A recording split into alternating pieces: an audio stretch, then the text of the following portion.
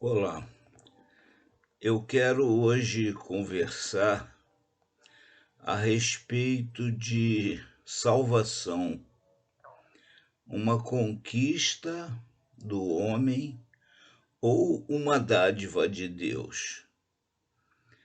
O ser humano, desde o início da sua criação, tem buscado algum tipo de salvação. Quando nós pesquisamos a história da humanidade, no aspecto religioso, sempre vamos encontrar registros de alguma providência ou algum ensinamento que envolve a salvação. Não a salvação de situações terrenas, de situações momentâneas ou situações físicas, mas a salvação espiritual, a salvação que visa, que tem como objetivo a vida eterna. Um dia desses eu estava assistindo um documentário a respeito de civilizações antigas e mais uma vez me recordei, através daqueles documentários, desse esforço do ser humano. Nós temos na história a construção das pirâmides, por exemplo, que envolviam alguma esperança de vida eterna. Nós temos registros de túmulos, ou temos, a arqueologia tem descoberto registros de túmulos em que existem indícios de providências para a vida futura. Então, de alguma maneira, o homem tem o sentimento de que existe uma vida futura. E isso a Bíblia nos ensina.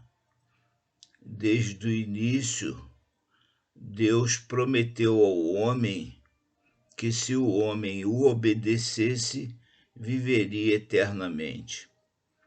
Mas o homem o desobedeceu em algo bem simples que foi estabelecido por ele, e por isso então o homem recebeu, como consequência do seu próprio ato, recebeu a morte.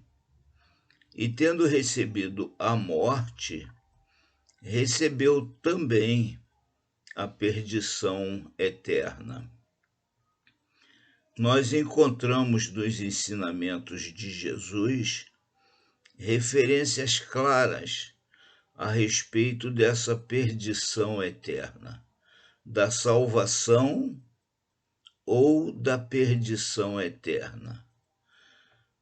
Nós encontramos Jesus falando de céu e de inferno. Então, o Filho de Deus deixou para nós registrado que o céu é uma realidade e que o inferno também é uma realidade. Uma coisa interessante que não tem muito a ver com nossa conversa de hoje, mas podemos conversar em outra ocasião, é que Jesus declarou que o inferno não foi feito para o ser humano. Então tem pessoas que argumentam dizendo, mas Deus, sendo bom, como Deus faria o inferno para o ser humano? Deus não fez o inferno para o ser humano. Jesus declarou que o inferno foi preparado para o diabo e os seus anjos, ou os seus asseclas, ou os seus seguidores, na grande rebelião contra Deus. Então, onde eles seriam lançados, a não ser no lugar que Deus então preparou para eles? Quando o ser humano rejeita a salvação que é oferecida por Deus, então ele não tem outro lugar para ir após essa vida aqui, a não ser o mesmo lugar que foi reservado para o diabo e seus anjos. Ou seja, quem rejeita Deus vai para onde? Na outra vida. Não fica com opção, não é? Bom, existe um texto bíblico que é muito usado que fala sobre a salvação não ser uma conquista do homem. Apesar de tantos seres humanos, tantas culturas, tantas religiões estabelecerem uma salvação por si próprios, o que a Bíblia nos ensina, e o apóstolo Paulo escreve na carta aos Efésios, capítulo 2, versículo 8, é que nós somos salvos pela graça. Ele diz assim: pela graça sois salvos por meio da fé, e isto não vem de vós, é dom de Deus. Ou seja, a salvação, ela é uma dádiva, um presente. A palavra que é utilizada pelo apóstolo Paulo e é traduzida por dom, ela significa exatamente dádiva, presente. Então a salvação é um presente de Deus, ela vem de Deus para o homem. Sabemos que ela veio através da dádiva do seu Filho, Jesus Cristo. Agora, por que Deus salva o ser humano? Porque ele tem a obrigação de salvar? Não.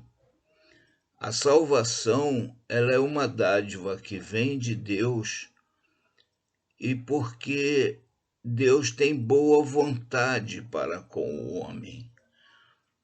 Graça é uma palavra usada pelo apóstolo Paulo, charis no grego, que significa boa vontade.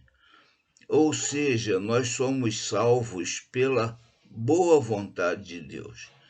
Interessante que quando Jesus nasceu, foi anunciado como boa vontade, né?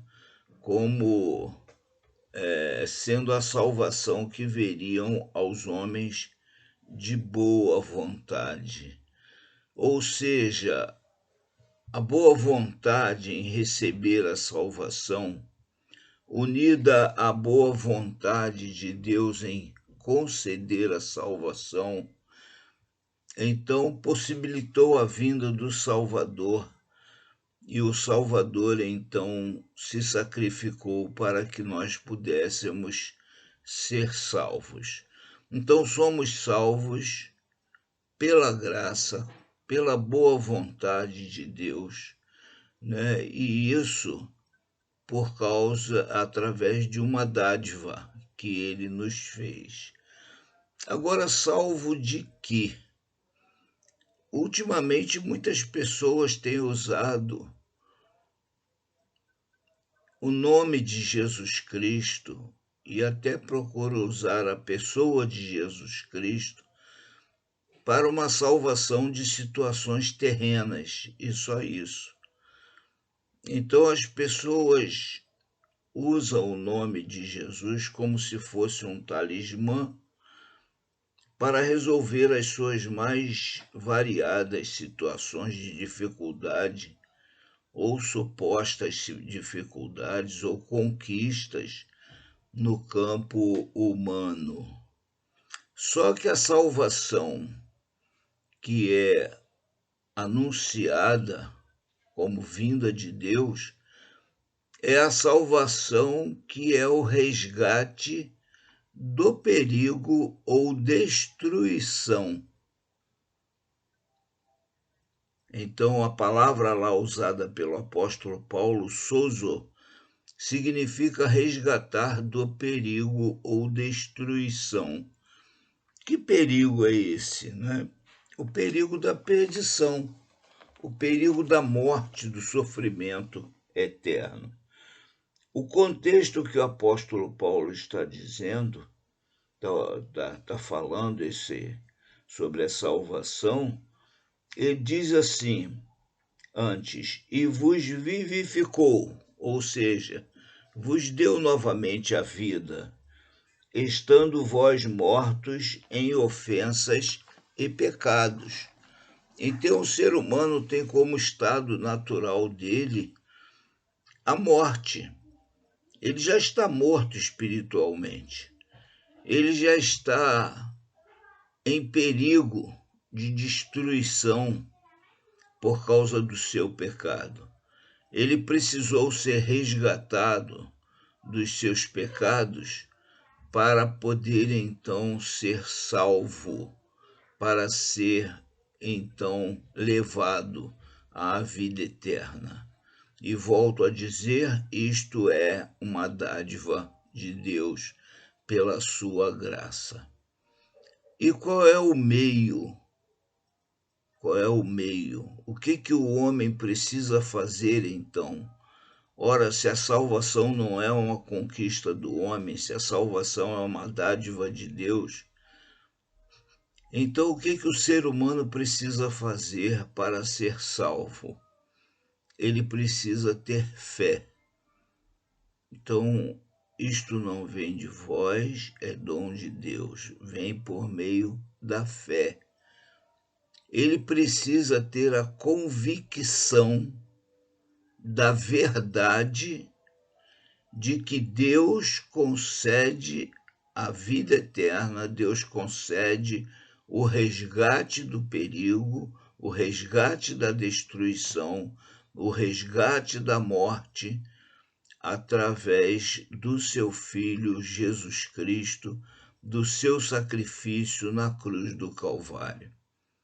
Se você tiver a convicção de que isto é verdade, então você tem fé e você deposita a sua confiança de salvação, não no seu mérito, mas você deposita a confiança da sua salvação na graça, na boa vontade de Deus, na dádiva do seu Filho Jesus Cristo como Salvador. E então você é salvo. Que Deus te abençoe. Se você já tem essa convicção, propague, leve adiante esta tão grande mensagem de salvação, que é a graça de Deus concedendo a vida eterna através do seu Filho. E se você respeita Jesus Cristo, se você confia em Jesus Cristo para as coisas deste mundo, dê o salto. Deixe de confiar nele só para este mundo, deixe de respeitá-lo somente como um homem benfeitor e entregue a ele a sua vida para que ele possa ser usado como a dádiva de Deus para a sua salvação. Amém.